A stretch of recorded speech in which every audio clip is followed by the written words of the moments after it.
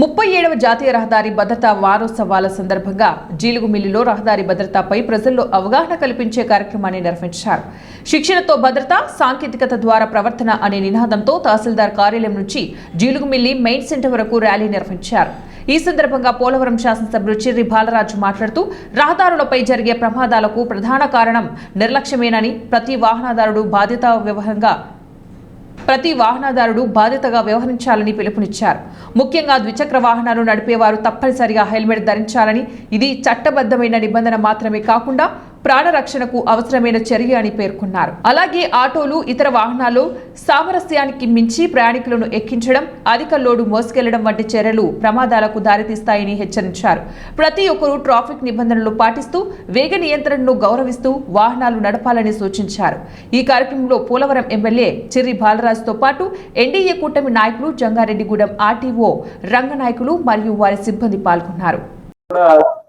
అతి వేగంతో తమ కుటుంబ సభ్యులకి చాలా మందికి దూరం అయ్యేటువంటి పరిస్థితి, ర్యాష్ డ్రైవింగ్ చేసి ఏదైతే మద్యం సేవించి కానీ అతి వేగంగా నడపడం వల్ల కానీ, లేకపోతే డ్రైవింగ్ చేస్తూ సెల్ ఫోన్స్ మాట్లాడడం వల్ల కానీ, అలాగే హెల్మెట్ లేకుండా వాహనం నడపడం కానీ, అలాగే సీట్ బెల్ట్ ధరించకుండా వాహనం నడపడం, అలాగే పరిమితికి మించి ఆటోలో ప్రయాణం చేయటం, మీ వాహనాలకు సంబంధించి registration, driving licence, pollution insurance సర్టిఫికేట్లు లేకపోవడం, ఇవన్నీ కూడా ఈరోజు మన కుటుంబంలో విషాదాన్ని నింపేటువంటి పరిస్థితి.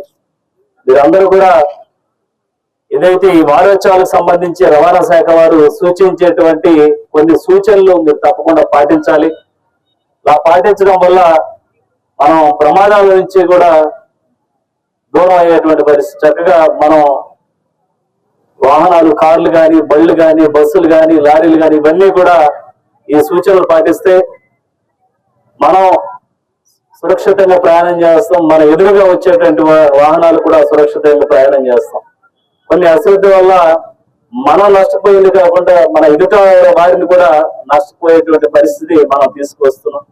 మీరందరూ దయవచ్చి ఏదైతే ఎన్డీఏ కూటమి ప్రభుత్వం ఈ వారోత్సవాలని మీ అందరికీ కూడా